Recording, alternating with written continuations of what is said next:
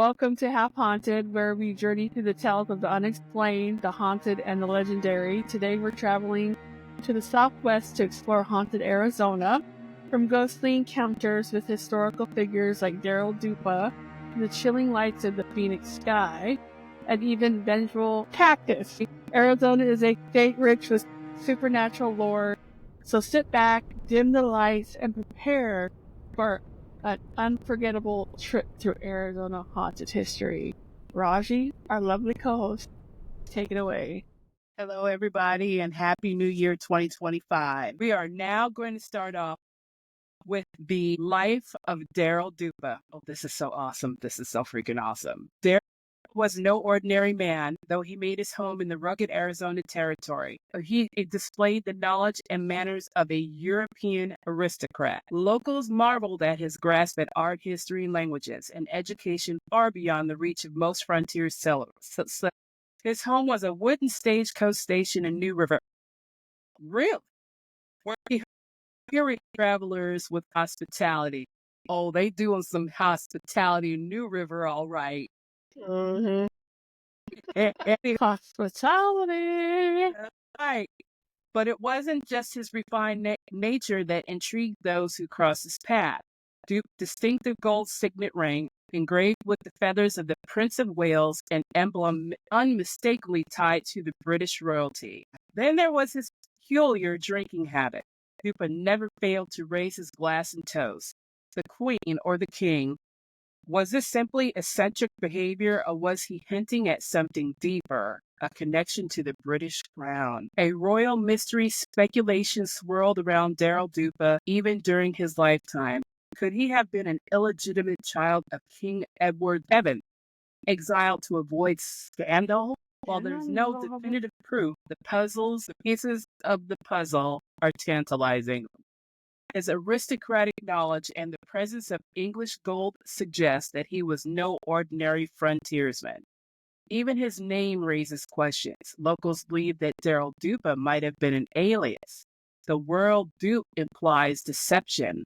Was he hiding his true identity?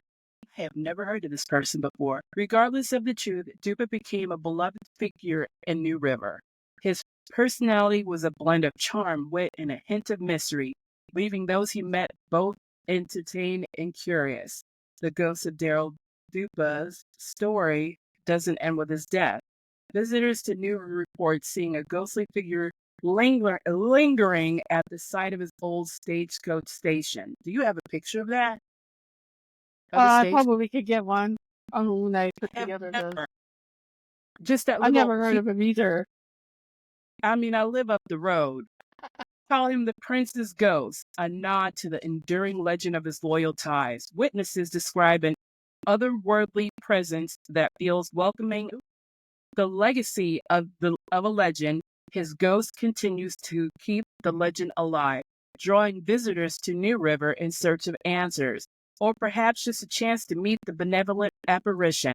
Whether or not Duppa was truly of royal blood, his story reminds us that the frontier wasn't just a place of grit and survival. It was also a place where secrets thrive and where a person could reinvent themselves, leaving behind his life or a lineage they wanted to forget. First of all, we all know what's in New River. Right. Thunder Eggs geodes you can go search for, but I have never heard of this person before. That is very, very interesting. So I was researching, like, I've never heard of this. So I'll let the public know about this guy. So if anybody's ever heard of it, just feel free to let us know if there's any more to this story. I'd like to know. Maybe that's where the word dupe comes from. I was duped out of this, or I was duped out of that. Yeah, exactly. You know what I mean? Yeah, I never knew that. We're on to another story. This one's interesting. And I actually saw this one. Yeah, you were around. I wasn't there quite yet. I didn't quite make it to Phoenix yet. I was there 2 years after that. 99. You got here in 99? March of 99. Okay, these are Phoenix Lights. Let's start with one of the most famous UFO sightings in history, the Phoenix Lights of March 13, 1997. On this unforgettable evening, thousands of Arizona residents, including witnesses, described a massive V-shaped craft outlined by 5 glowing lights gliding silently across the sky. It was no ordinary aircraft. It moved too smoothly, too purposefully, and defied the conventional explanations. Explanations? What the shit is that? Governor Fox Simonton, former pilot, later admitted to seeing the craft himself, describing it as otherworldly in size and shape. However, at the time, he dismissed the event publicly to avoid widespread panic. What were those Phoenix lights? Some suggest experimental military technologies. Others firmly believe it was a close encounter with extraterrestrial intelligence. The truth? Well, it's still up there, hidden among the stars. Whatever you need to, yeah. So when I was out partying back then, because I did a lot. I chose you for the second. Yeah, we were right on the 10 going west because it was out. Was it the super? It wasn't. It was Super System, wasn't it? no, South Australia? Mount Estrella. It was out Australia. towards the area.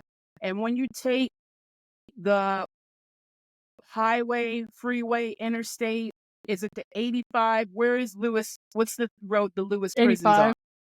Okay, when you 85. take 85 going south into Gila Bend, you could take that to 8 California. Back there is a military base.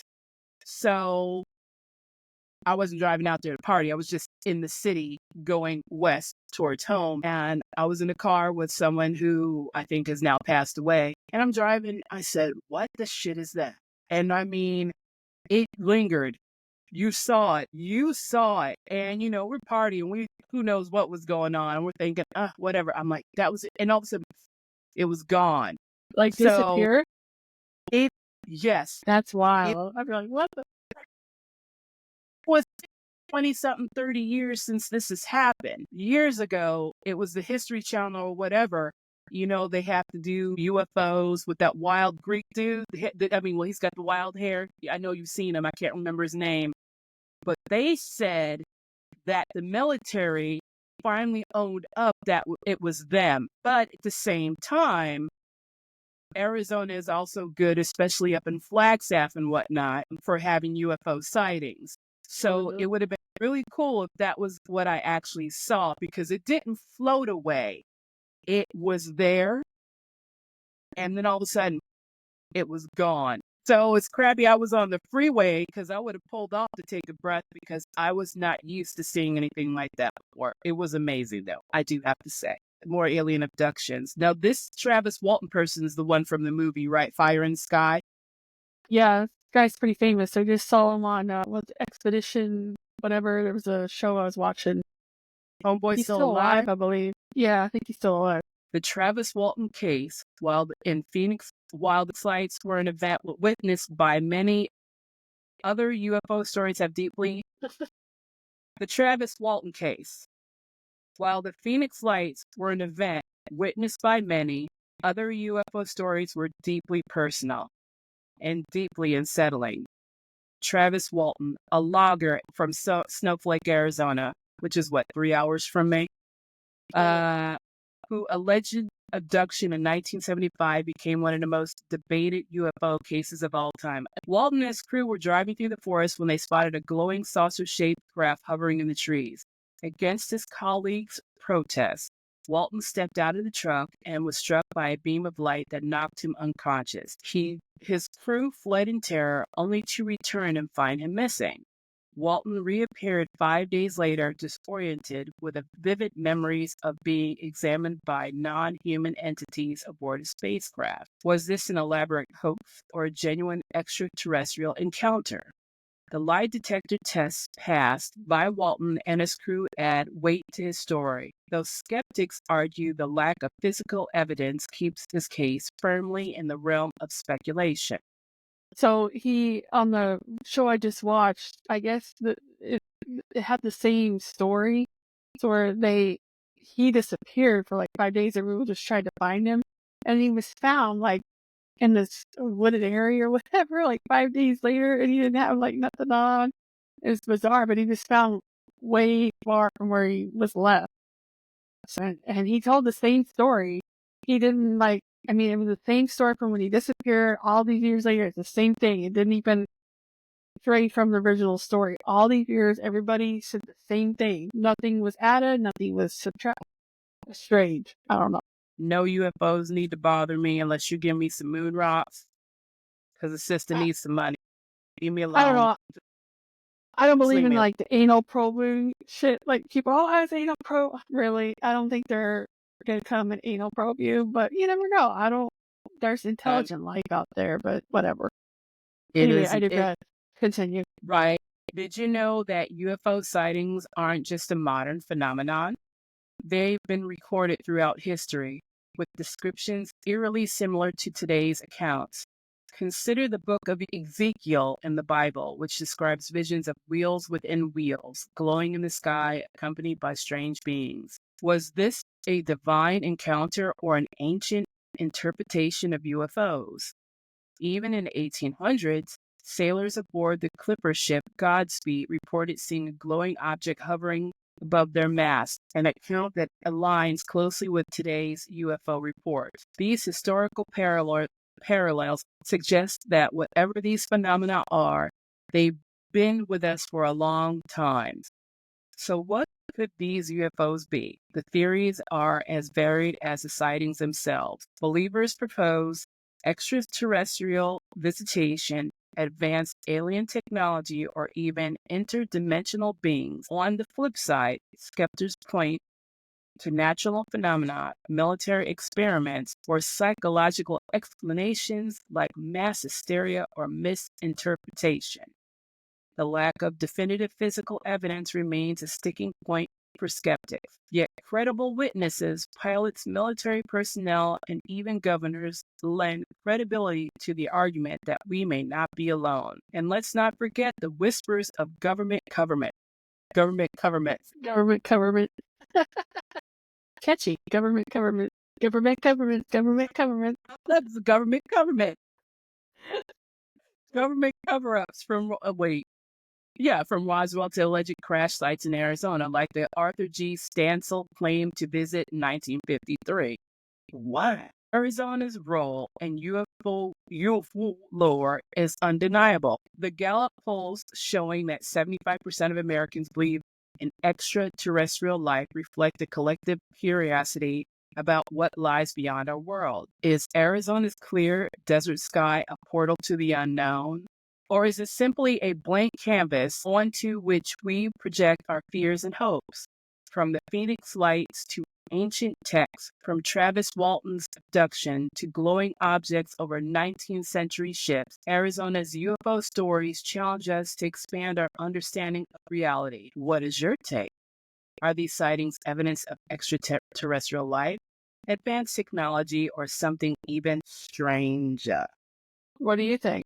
What's your take? I think there's something else out there. Like, there has to be. We're not the only people in the universe. Think about it. But they're not anal probing you, though. Like, I mean, are we in a globe that they're shaking around for their entertainment? I mean, like seriously, bitches. like there's millions of people on this earth. How come we haven't seen more of them? And why are they picking and choosing certain people? Are any of the people that they supposedly, snatched up off the ground, are they intelligent people? Like, have you ever heard of someone with a high IQ ever being taken? What is this chosen? It's interesting. But, you do look at the sky and it is amazing. And there's something out there. What are they waiting for?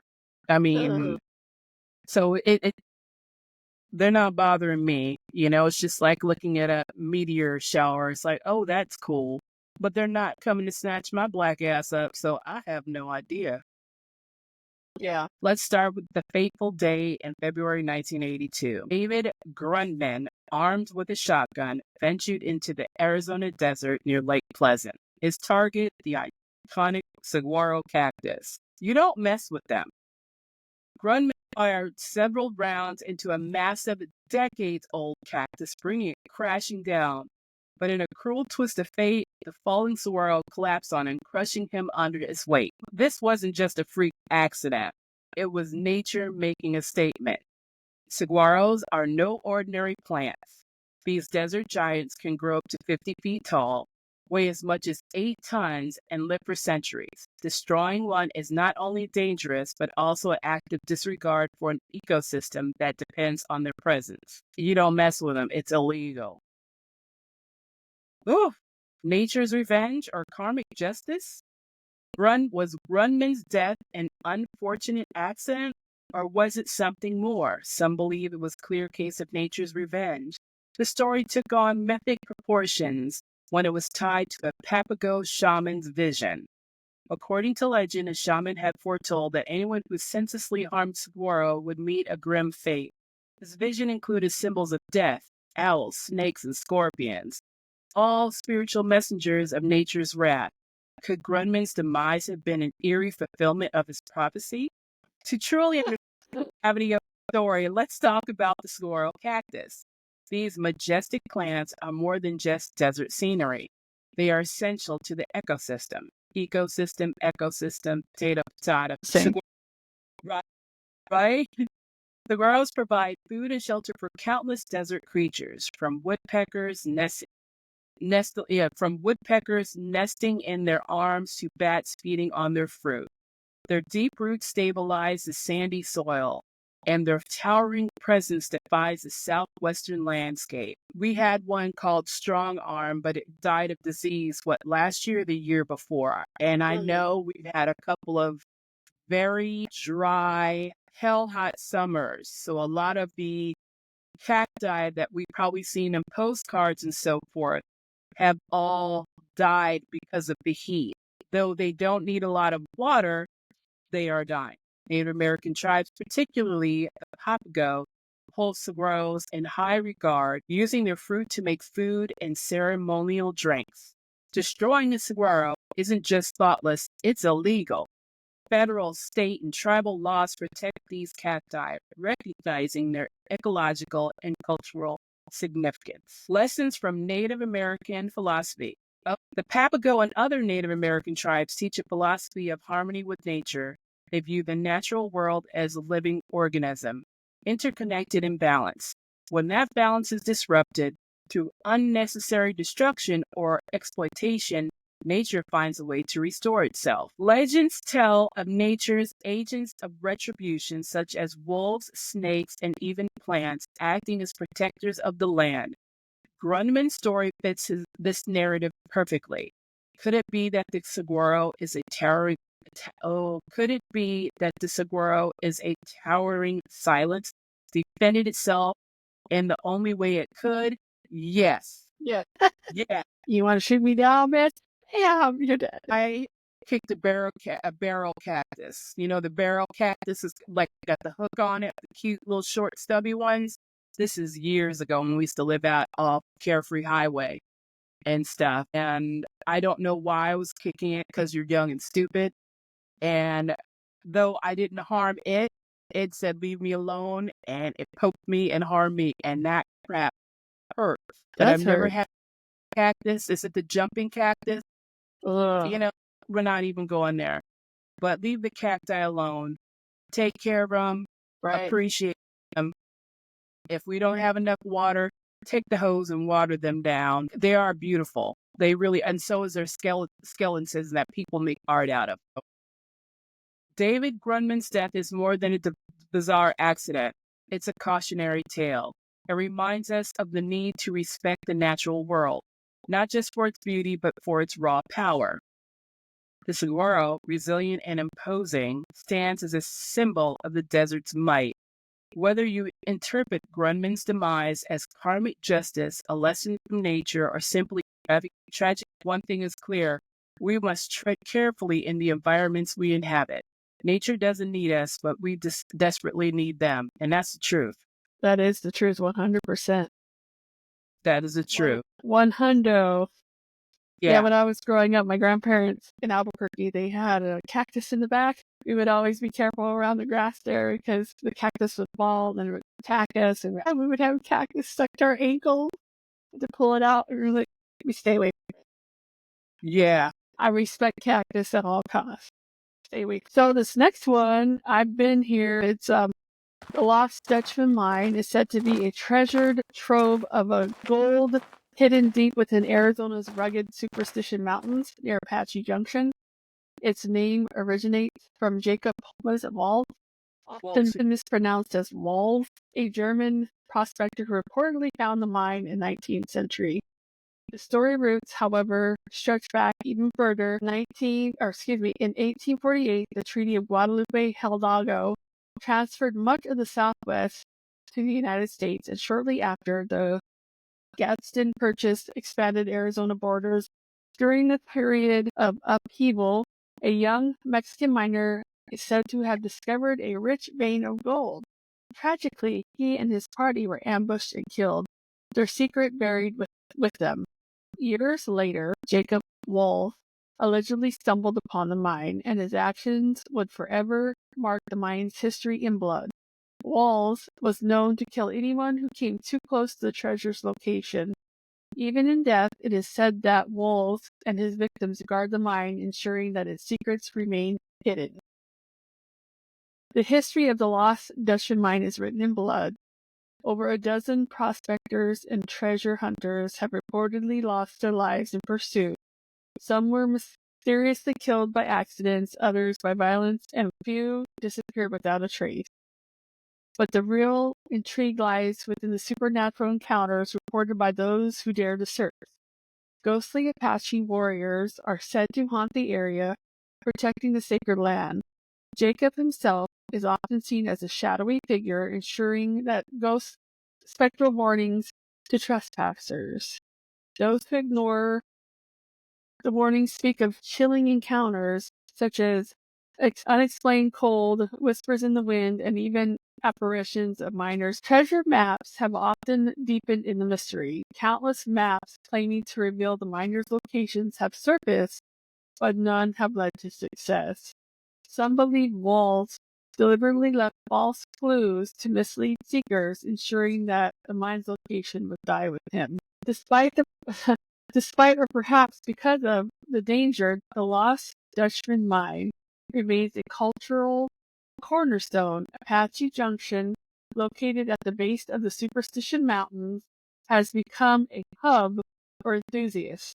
The Superstition Mountain Museum displays artifacts, maps, and stories tied to the legend, and drawing visitors from around the world.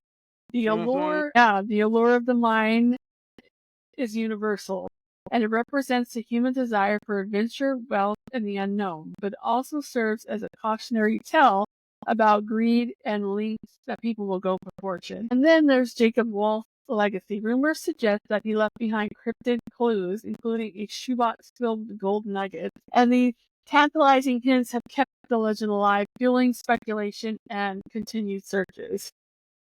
There's been many people that have tried, even recently, early 2000s, late 90s, there was people that, wasn't it on Fox News that there was people that had mysteriously died or whatnot, trying to find it or whatever. Anyway, one of the most chilling aspects of the Lost Dutchman Mine is its paranormal reputation. Some treasure hunters report spectral warnings, phantom voices urging them to leave, or ghostly figures blocking their path. Others describe encounters with violent apparitions, including miners with axes lodged in their backs, or Apache warriors armed with ghostly weapons. One prospector claimed to find a cave filled with gold, only to be chased out by a shadowy figure. Yeah. When he returned with help, the cave entrance had vanished.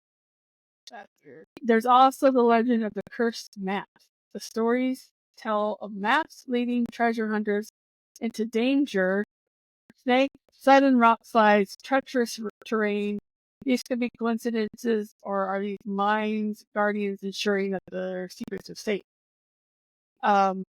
Why does the Dutchman Mine continue to captivate us? Perhaps it's a promise of wealth beyond imagination. It's the thrill of solving a puzzle that has eluded the discovery, of generations. Or maybe it's the warning of inherent hell, a reminder of cost, of greed, and obsession. Whatever the reason, the legend persists, inspiring books, documentaries, expeditions.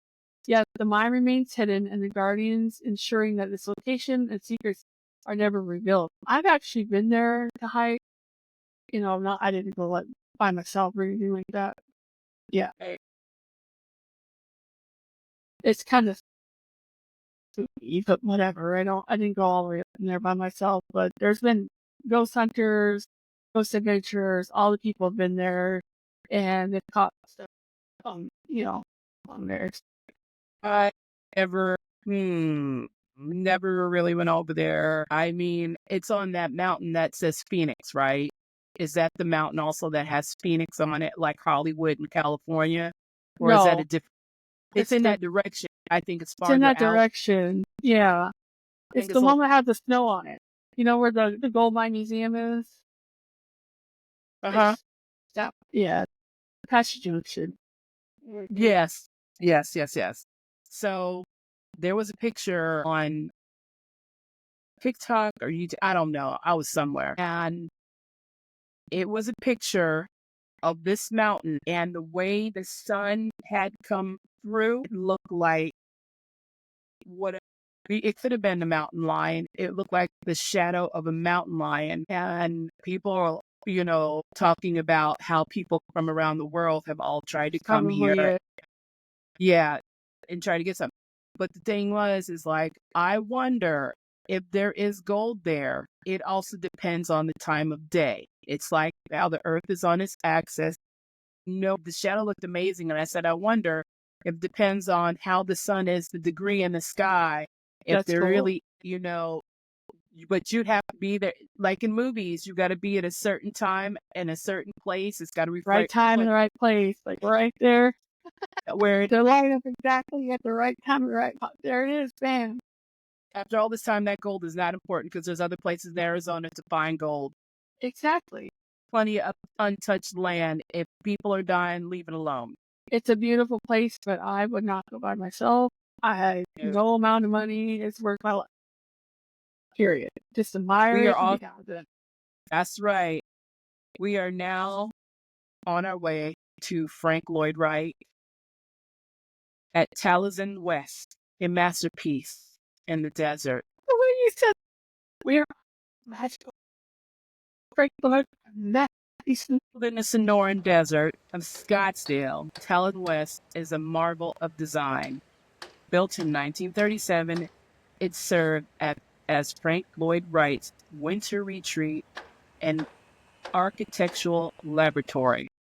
Wright's philosophy of organic architecture, integrating structures with their natural surroundings, is evident in every detail. Constructed with local materials like desert rocks and sand, Taliesin West feels like a natural extension of Arizona's landscape. Wright believed that architecture should reflect its environment, and Taliesin West stands as a testament to his vision. Today, it's a National Historic Landmark and a hub for architectural tours, workshops, and intriguingly ghostly encounters. Have you ever been Right? No. Either. I mean, I've heard of Frank Lloyd Wright, but I've never been to any of his. I've been on the road, passed by a few of his homes, but I've never been there. I haven't. Wright's presence at Taliesin West isn't just metaphorical. Over the years, visitors and staff have reported sightings of a tall man dressed in white walking through the garden, studio, and private quarters. He nods politely to those who acknowledge him as if continuing his role as a gracious host. Wright's ghost seems to reflect his larger-than-life personality, one that wouldn't let a little thing like death prevent him from basking in admiration. Some believe his spirit lingers to oversee the preservation of his masterpiece, ensuring that his vision remains intact. Could this be Wright's way of staying connected to the creation he loves so dearly? Or is it his relentless ego that refuses to fade? Wright's influence on architecture is nothing short of extraordinary. With over 1,000 projects to his name, more than half of which are completed, his designs include iconic structures like Falling Water and the Guggenheim Museum. That's a beautiful museum. But Wright wasn't just an architect, he was a perfectionist and a control freak. He designed everything in his homes, from the furniture to the lighting, to ensure his clients couldn't disrupt his vision. In fact, many of his built-in designs were intended to prevent homeowners from rearranging rooms to their liking. Wright's obsession with detail and control extended to his professional relationships. He famously clashed with clients and collaborators who dared to challenge his ideas. Yet his genius was undeniable, and his work continues to inspire architects and designers worldwide. Taliesin West remains a vibrant cultural and educational center. Visitors marvel at his harmonious blend of architecture and desert scenery, gaining insights into Wright's revolutionary ideas. But for some, the experience includes an one tour guide recounted seeing a tall figure in white strolling through the garden late at night. Thinking it was a guest who wandered off, she approached, only to have him vanish before her eyes. Another visitor claimed to hear Wright's voice in the studio, dictating design changes to an invisible audience. Whether you believe in ghosts or not, these stories add air of mystery to Taliesin West, deepening its allure. And see, I never knew that. Look, it is amazing because we have a live missile, right, in Green Valley. We have Lake Havasu, but that's where the London Bridge is. London Bridge is falling down. Yes, we have that. We have crater. We are the southernmost place in the world in Tucson to go skiing in the world.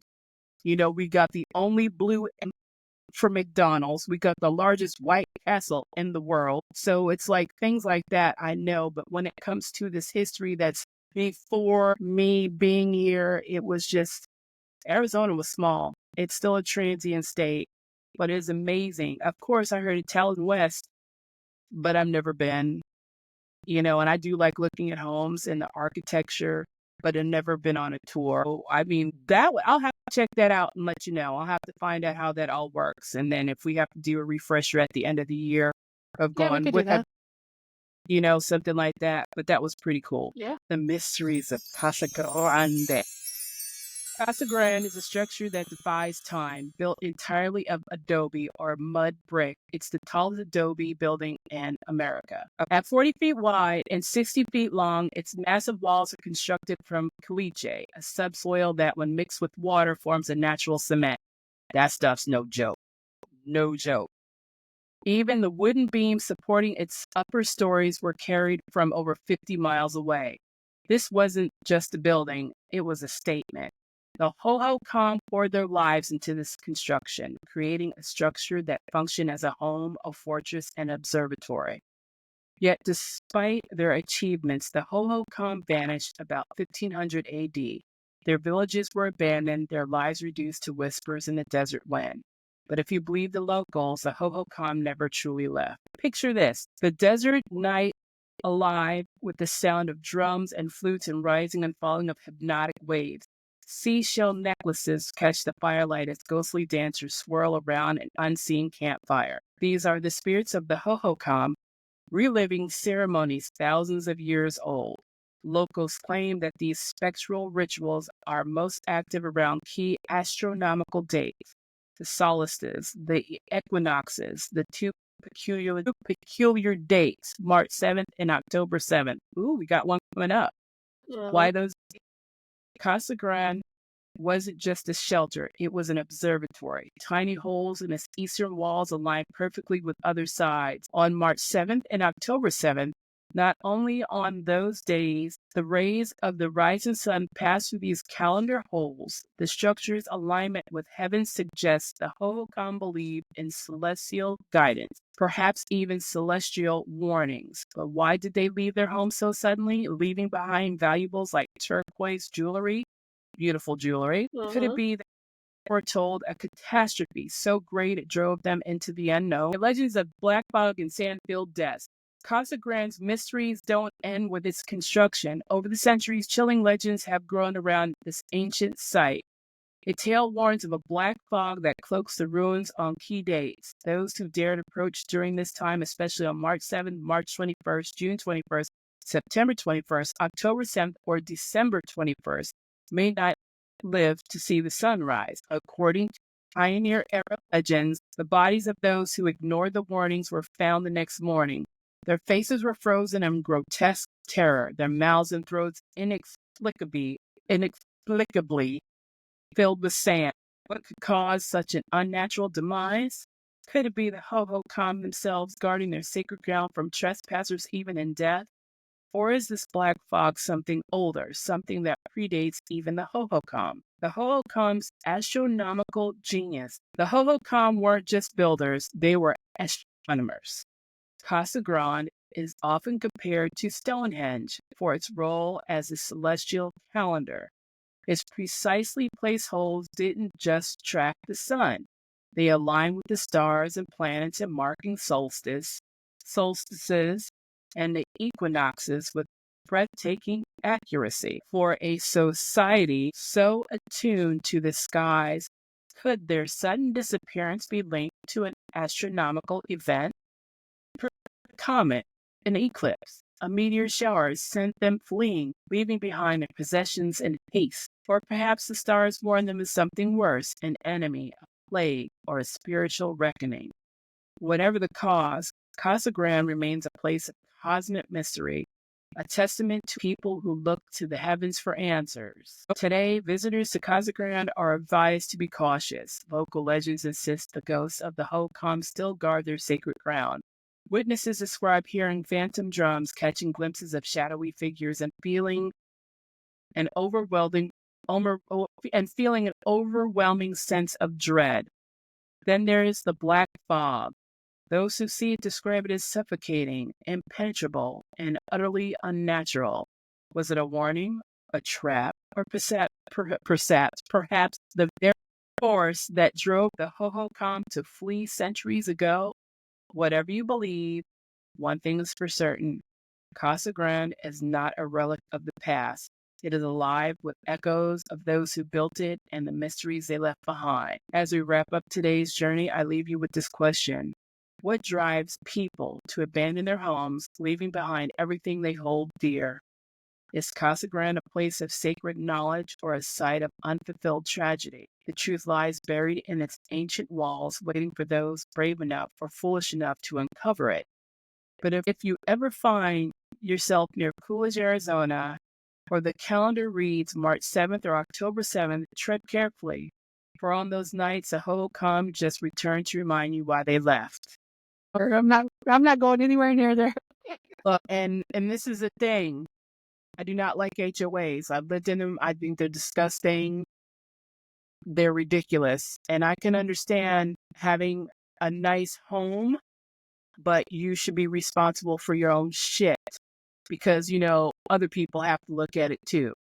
I get that. Greed plays in this. When they started building, we've heard a lot about valley fever popping up because you are touching land that has never been touched before. So you're kicking up spores and whatnot. Not that I'm saying that has to do with anything like this, but the fact of the matter is I get disgusted on how much it's grown. It's stupid, but you are covering up places that should not be touched. There's many Historical places, yeah. Yeah, so you get what you get. But I never know. That is absolutely amazing. Amazing. The Sedona Vortex. Sedona is quite simply a visual masterpiece. Its towering buttes and pinnacles, sculpted by millennia of erosion, rise dramatically from the high desert floor. Locals and visitors alike have given these formations whimsical names like Cathedral Rock, Bell Rock, and Snoopy Rock. With its stunning natural palette of red rock against bright blue skies, Sedona is practically made for the silver screen. In fact, it has been a backdrop for classic films like Broken Arrow and Midnight Run. But for all the visual splendor, Sedona offers more than just postcard perfect views. It's a place where natural beauty intersects with profound sense of mystery. It's definitely interesting. Sedona's mystique is deeply tied to its so-called energy vortexes, places where the Earth's magnetic forces are said to swirl and concentrate. A vortex, as believers describe it, as like a whirlpool in the planet's energy field. It pulls the Earth's interior energies up to the surface, creating a unique electromagnetic environment. Sedona is said to have not just one, but multiple vortexes, each with its own unique qualities. Paige Bryant, a psychic who first identified these vortexes in 1980, described 3 distinct types of energy. What is that? Emanating, thank you. Emanating from them. Electrical energy, which inspires and energizes. Magnetic energy, which soothes. Thank you. Welcome. And electromagnetic energy, a perfect balance of the two. This could explain why Sedona is such a magnet for creative minds. From painters and sculptors to dancers and musicians, many artists claim that Sedona fuels their imagination like no other place on earth. As Sedona has become a hub for New Age practices and alternative medicine, visitors flock to many of its spas and wellness retreats, hoping to harness the healing power of the land. Interestingly, Sedona's reputation as a place of healing dates back centuries. Local Native American tribes, including Hopi, consider Sedona's land sacred. They brought their sick here, believing the land itself had the power to cure. Specific sites around Sedona were used for ceremonies and spiritual rituals, and that it's said that some still resonate with the energy of the ancient practices. But not all is peaceful. When a modern resort was built on sacred ground, local tribes protested, warning a spiritual imbalance. According to legend, the protest included a curse on the resort. The resort has changed ownership multiple times and has struggled to find success. Could this be the work of ancient spirits guarding their sacred lands? I think so. I've heard that before. One of Sedona's most famous residents was the legendary dancer and actress Ann Miller. Known for her dazzling performance in Hollywood, Ann found a deeper connection to life in Sedona. She believed Sedona was a keyhole to the spiritual world, akin to other powerful sites like Stonehenge in England and the Great Pyramid of Egypt.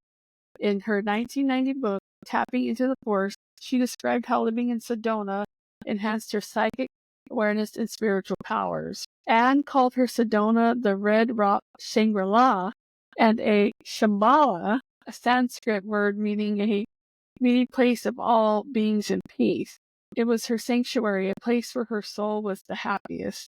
Although Anne passed away in Los Angeles in 2004, many believe that her spirit returned to Sedona, forever tied to the land she loved so dearly. Of course, not everyone is convinced that Sedona has mystical properties. Skeptics argue that the concept of energy vortexes is more of a folklore than folklore than fact. But as believers like to point out, many scientific breakthroughs like electricity and radio waves were once dismissed as a superstition. That's true. People thought that stuff was kooky too, but now look at us. Even Albert Einstein suggested the possibility of energies emanating that humans have yet to understand. Could Sedona's vortexes be a part of the unseen world? Question. Visitors often report feeling inexplicably energized and profound calm after visiting a vortex site. Others claim heightened clarity, vivid dreams, and even spiritual visions. Whether these experiences are a result of magnetic forces or the power of suggestion, one thing is clear, Sedona has a way of touching the soul. So Ann Miller believed that everyone has a special place where their souls feel most alive. Mm-hmm. For her, that place was Sedona. Is it possible that Sedona could be that place for you? Whether you visit for the breathtaking scenery or artist inspiration or the mystical energy Sedona offers something truly unique. It's a place where the lines between earth and spirit blur. A reminder we're deep connections that bind us to the natural world. So even just driving through there, the energy is calmer for me. And even though there's a lot of people visiting there and stuff, it just seems like it's a calmer place. It's not chaotic energy. It is pretty when it snows. I've camped there. I've been to Oak Creek. I've been to Talakapaki, which I always like that word. We went to Talakapaki? Tilapia. When we were in high school, that was a field trip. You go around taking pictures. So high school was 82 to 86 for me. So back then, that energy then is not the energy now, because popular. It's different. Some people will still feel something, and some people just going to see it like anywhere else. It's just beautiful. It's scenic. But I've never had any sort of. I haven't. The one I enjoyed is I think it's called the Sherpa. It's the Buddhist statue that's out there, but it was peaceful. It was something positive. That was quiet and peaceful. But other than that, when I look at it, the Red Rock and the Snoopy and the bell and all that is beautiful. And then I get pissed off because of that house. That house.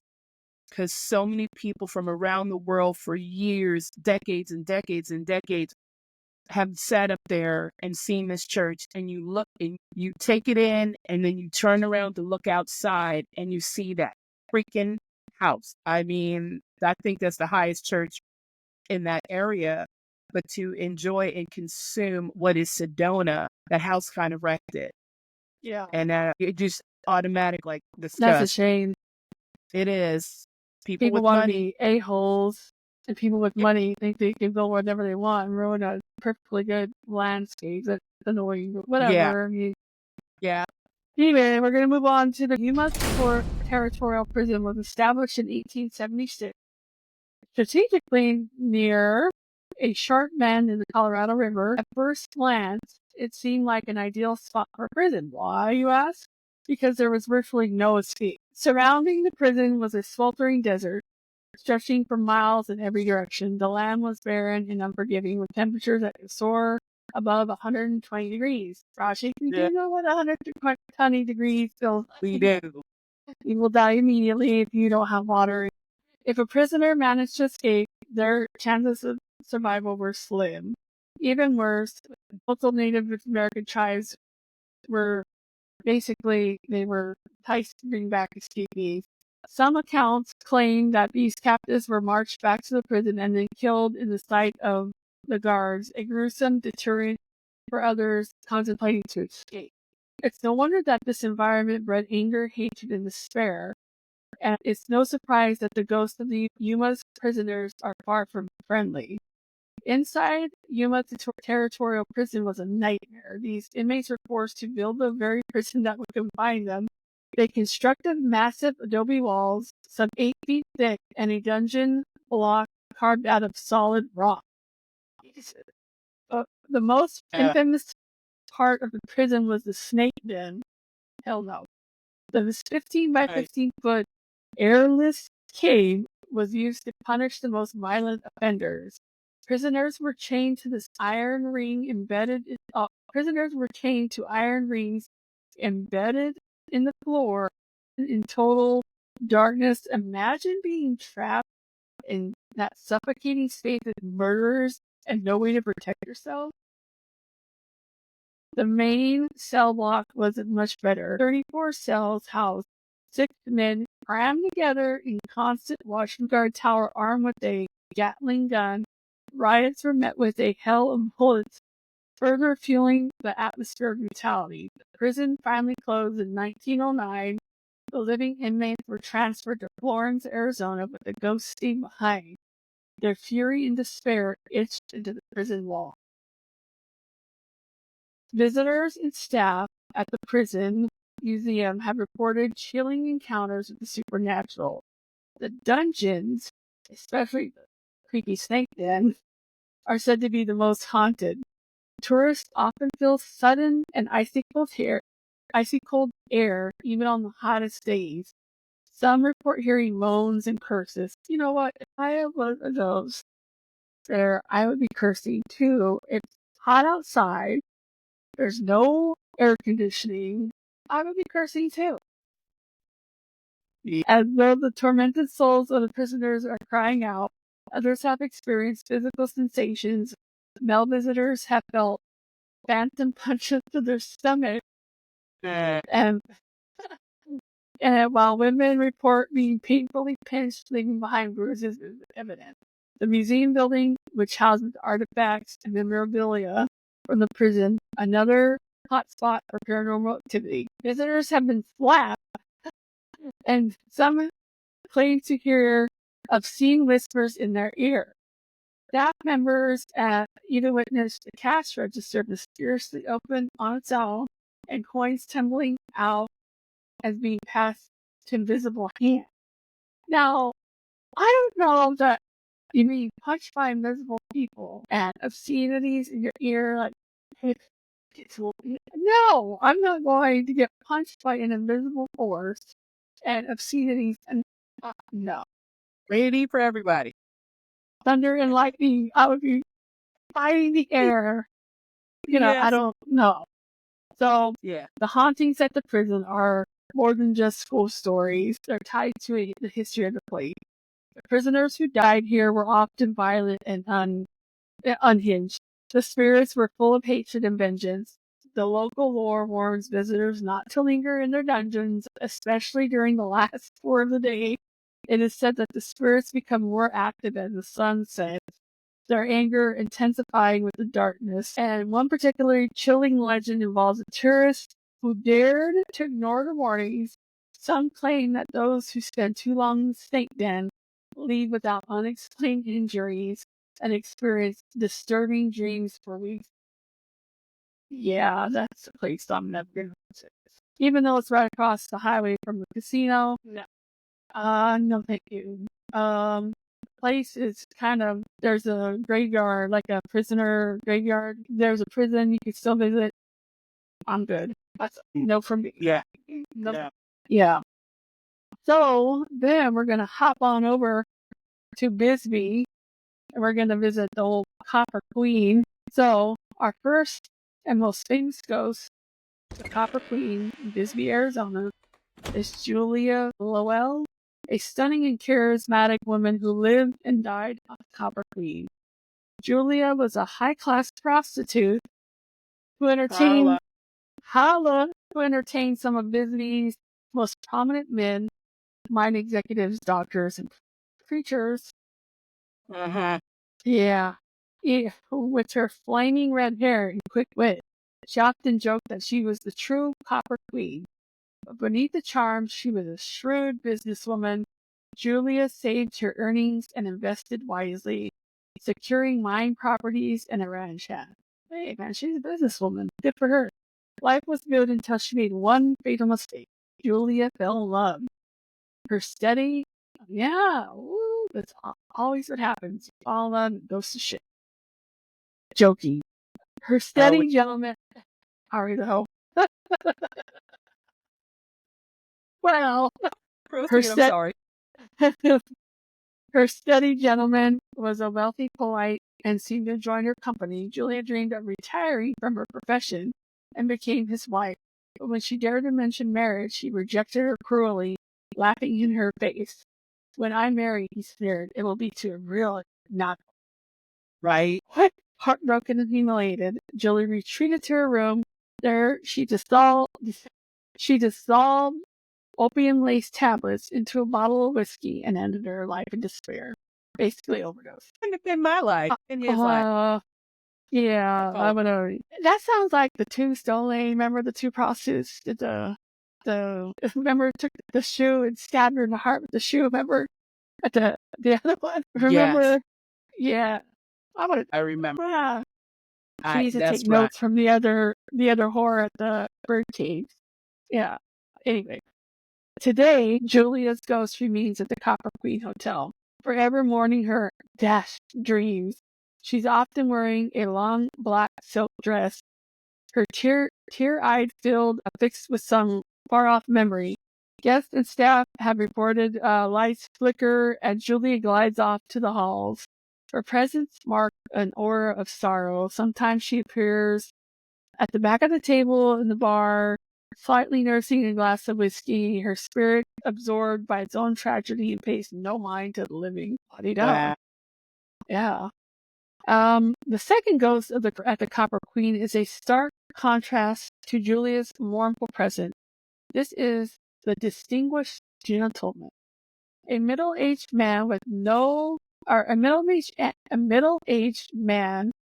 an air of authority and a hint of menace. He's often described as impeccably dressed in a dark pinstripe suit. Detail. Complete with an embroidered vest and a silk tie. Topping off his ensemble is a old-fashioned top hat. But it is not his wardrobe that makes him unforgettable. It's the 44 caliber revolver he carries in his right hand. So a top hat and a gun. I'm intrigued. Do tell more. Okay. The gentleman moves briskly through the hall, his freely frown and his purposeful stride, warning guests to steer clear. He doesn't interact with people. Kind of sounds like me. His presence is intimidating nonetheless. But was he in life? A lawman, you say? A gunslinger? Or perhaps a miner protecting his claim? No one knows for sure. But his stern demeanor suggests that crossing him, ghost or not, would be a bad idea. That's a distinguished gentleman. Wow. Now, our third ghost is a breath of fresh air, or if you can call a ghost that. This is a mischievous little boy, a playful spirit who brings a touch of whimsy to the Copper Queen's haunted reputation. He appears as a child about 6 or 7, dressed in 1920s style kickers, long argyle socks, and a mischievous grin. Guests and staff had described him as transparent, shimmery, painted as he dashes about the hotel, causing delightful chaos. The young ghost loves to move glasses, teacups, hide items, tapping unsuspected adults on the shoulder before darting away. His antics bring smiles once the initial surprise wears off, while the other guests at the Copper Queen seem weighted down by their past. The little boy appears to be enjoying his afterlife. If you're lucky enough to encounter him, you might even feel a sense of joy, as if he's inviting you to join his endless game of hide and seek. No, I think I'm going to pass on that. I'm good. Hide and seek me some. Yeah, find me some money. You're going to go hide and seek, hide somewhere in a bank, grab it, come back. Yeah. Anyway, the Copper Queen Hotel isn't just a place to rest your head. It's a portal into Bisbee's storied past. Its ghosts reflect the triumphs and tragedies of the mine town's heyday. Julia Lowe's heartbreak reminds us of the human cost of longing and rejection. The distinguished gentleman embodies the rugged, no-nonsense spirit of the Old West. And the mischievous little boy, he's a reminder that even in the afterlife, innocence and joy can endure. Today, the Copper Queen Hotel embraces its haunted reputation, drawing guests who are eager to experience its elegance, ambience, and perhaps a ghostly encounter in two. I've never been to Bisbee. Of course, I've been to Tombstone, but never Bisbee, which is not that far. You just go through Tombstone to get to Bisbee. But I hear I've it's been good there. for... That was our first years in Arizona, so that was a mighty long time ago. Well, that's a haunted Arizona, so from spectral miners to vengeful cacti, haunted hotels and ancient mysteries, Arizona is a place where the past and the paranormal collide, literally. Thank you for joining us on this journey through the unexplained. Don't forget to subscribe, share your ghost stories, and leave a review. Until next time, stay curious and maybe a little cautious out there in the desert night. Woo! See you later.